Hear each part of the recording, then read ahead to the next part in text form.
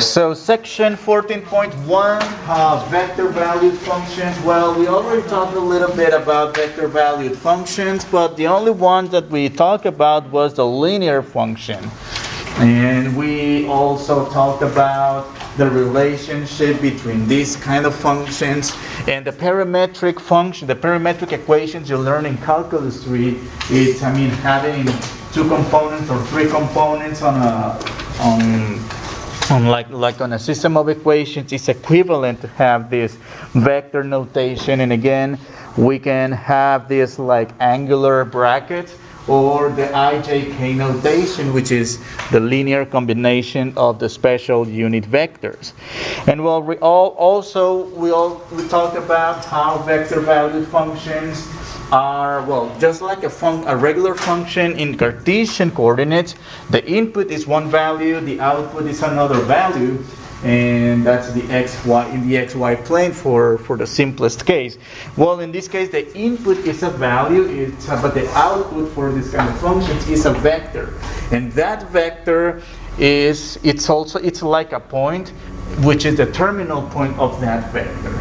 And in this case, well, we can have this type of functions either in 3 dimensions or 2 dimensions.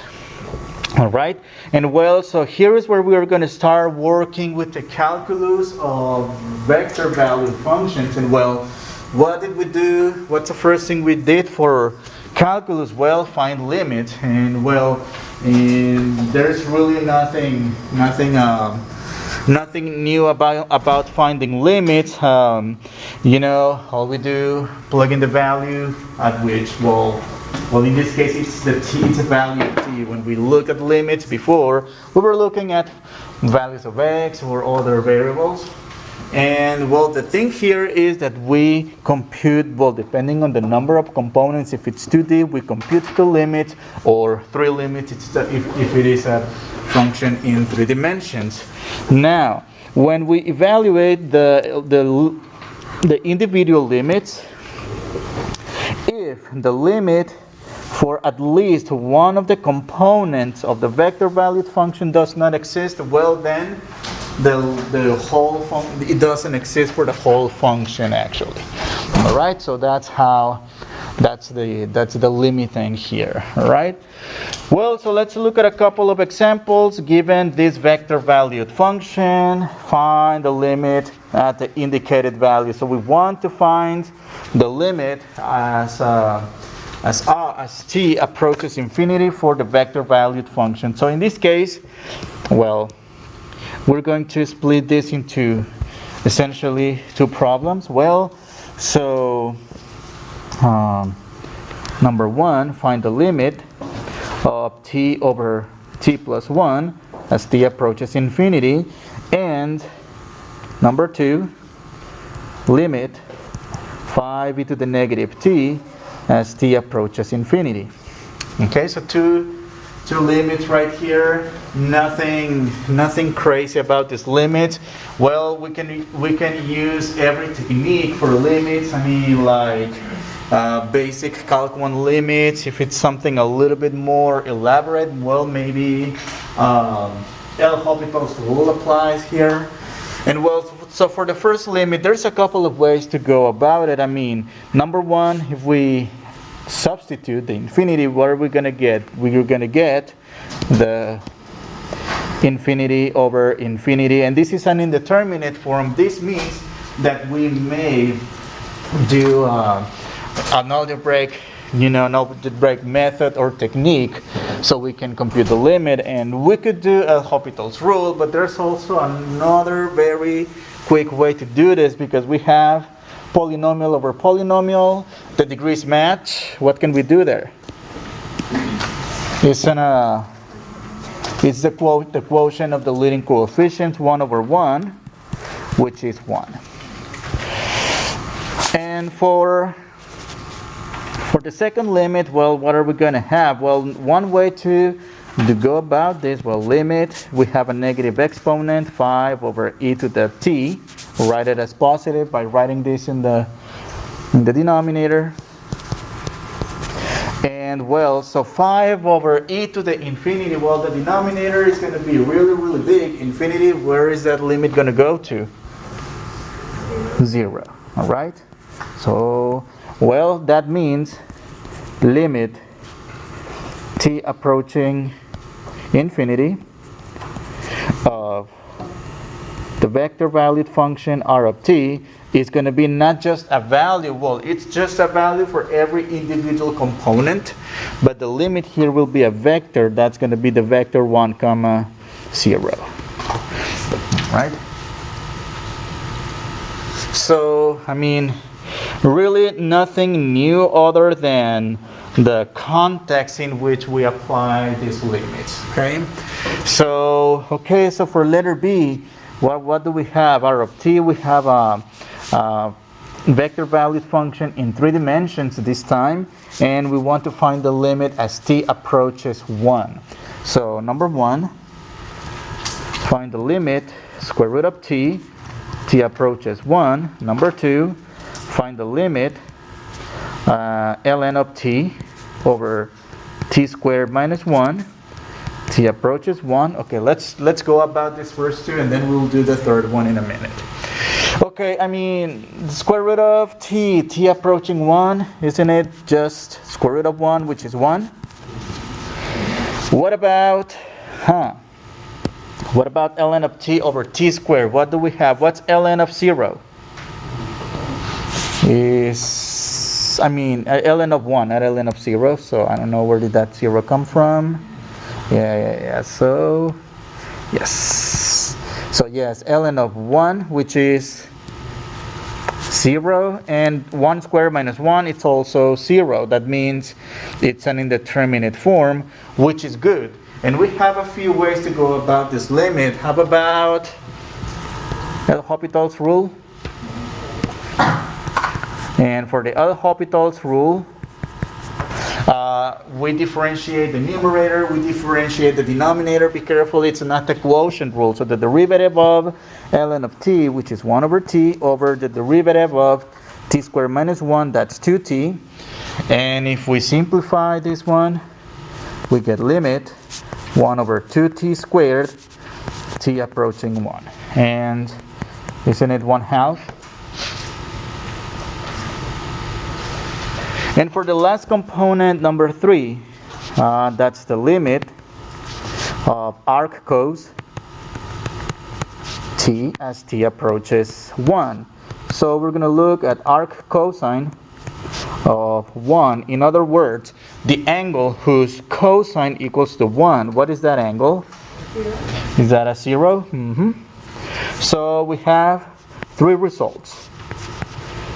That means the limit t approaches 1 of r of t, the vector valued function, is going to be the vector comprised by these 3 elements. 1, 1/2, and 0. Alright. Well, what's next? So for vector valued functions, we also want to discuss their domains and their continuity. And well, so you have discussed finding the domain of a function many times. I mean, you have done that in intermediate algebra, in pre-calculus. You applied it a lot in Calc 1 when studying this functions in many different contexts. So we're going to use the same information here to find the domain of a vector valued function, but in this case we are going to find the domain of 3 different components. So let's list each of them. Alright, so for number 1, the x of t, which is the square root of t plus 1. Alright, so we have a radical function. What's the domain of a radical function? How do we find that? Not less than 0.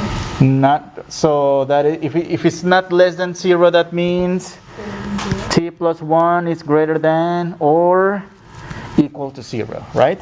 So that's okay, let me do it here.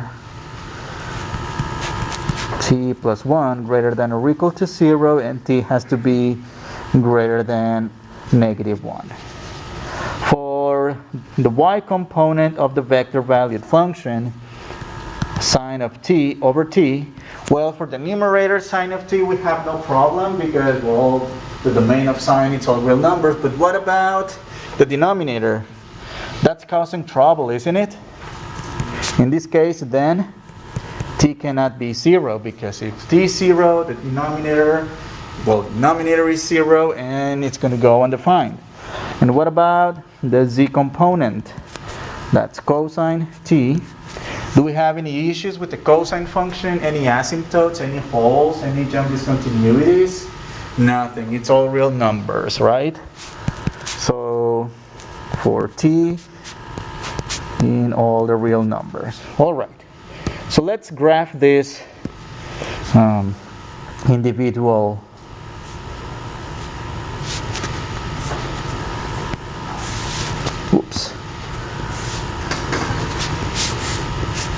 and, well, in this case it's all real numbers. Well, so the domain for cosine function, we can shade the entire number line because it has no restrictions at all. For the y component of the vector, it's all real numbers except where we have that that hole in here, which happens to be at 0. Whoops, and -1, and same for, whoops,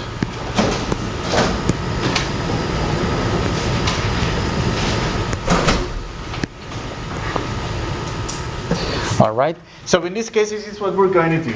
We're going to find all the oh, wait a minute, no, only, hold on, not already, no, only this part right here, right?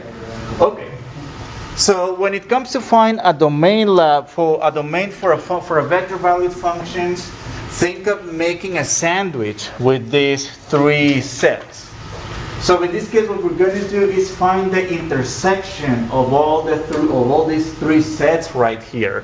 So think of the overlaps. Well, for the y component and the z component, well, we have almost all real numbers, but there's no overlap with this part right here, right? So in this case, well, for the overlaps, let's delimit the overlaps. That's going to be this part. This is where they overlap, and pretty much from 0 all the way to infinity. So we need to express those overlaps.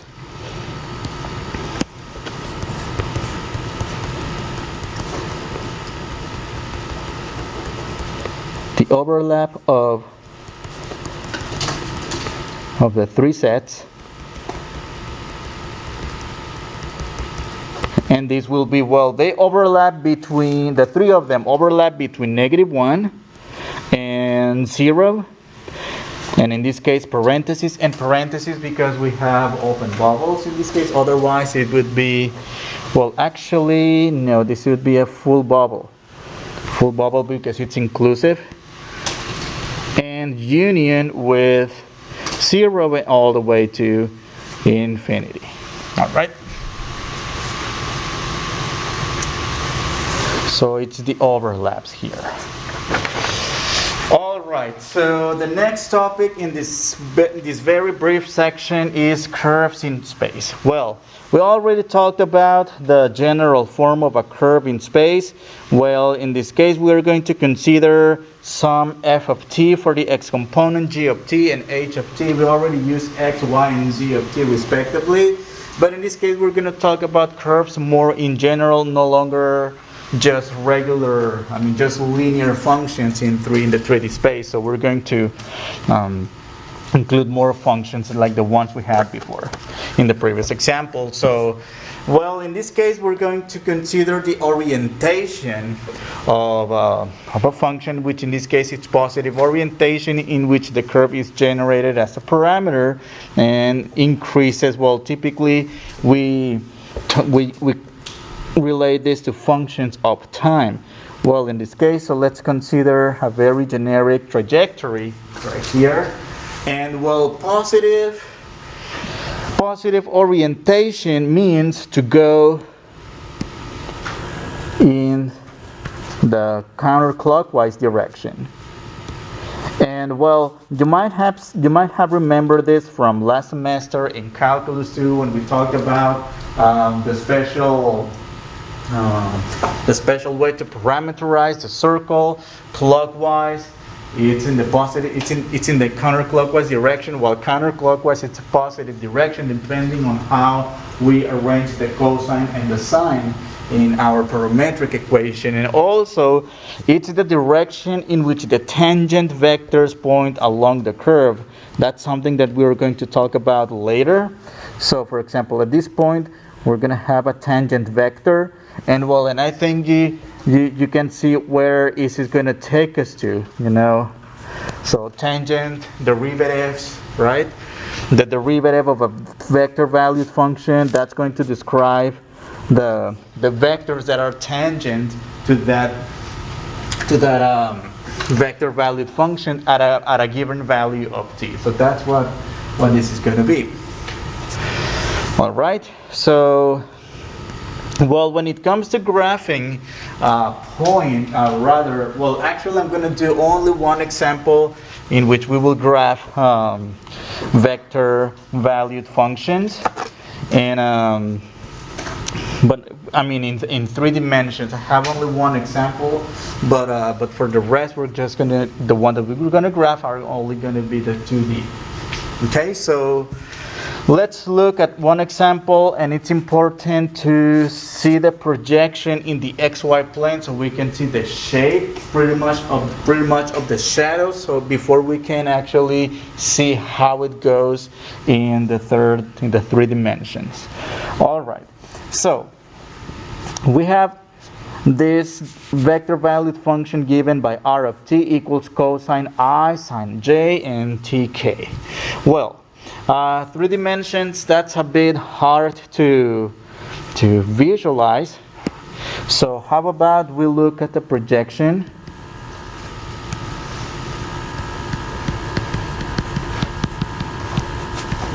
in the xy plane. That is, let's pretend we don't have the third component of the vector, and let's only focus on the first 2 components. Well, we would have the following vector valued function. R of t equals, I'm going to change this to component form instead of the ijk version. Alright, and well, this is actually a set of parametric equations that you have seen before in Calc 1.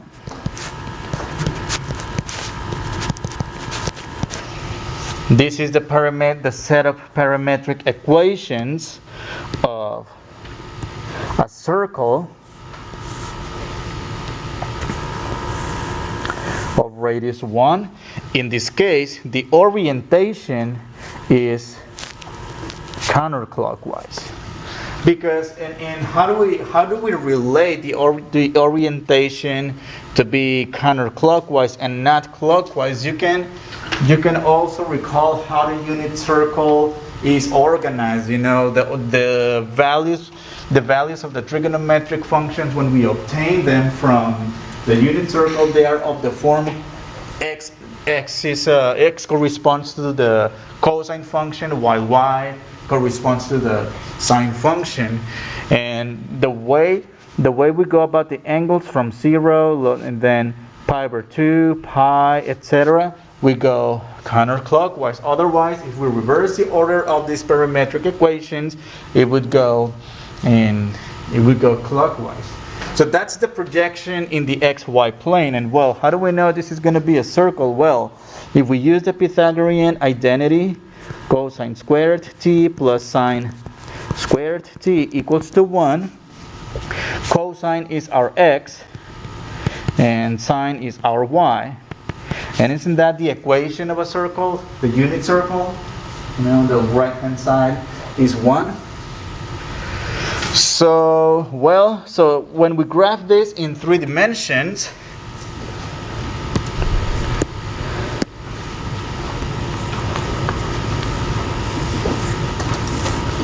So somehow we are going to have this projected circle right here that I'm going to draw dashed. So this circle is like the shadow of the shape that I'm going to do in 3 dimensions. And it's going to look like a spiral here. So I'm going to go, it's going to kind of go up. That's one turn, and that's the second turn. And it's going to do 2 turns right here. I think I should have said, I think it's from 0 to 4 pi. I think I forgot that part of the limit for. And I know where did I get this from? So let me see if I can. So in the animation here, okay, let me erase the vector.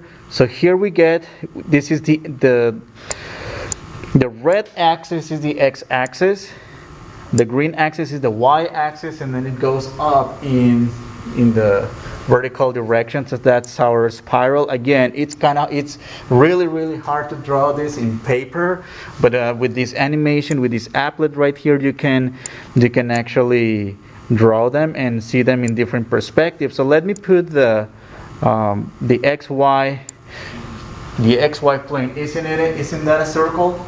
So this spiral is casting a shadow in the form of a circle. I'm going to email you this applet so when you're doing the homework, you get a picture of what these really are actually, so you don't feel like you're just crunching numbers and symbols. So you can actually see the graphs of these vector valued functions, and all you do is type the equations x, y, and z, and you get these graphs. All right, let's go back to what's next right here, and from here, well, I think this actually concludes the section. It's a very short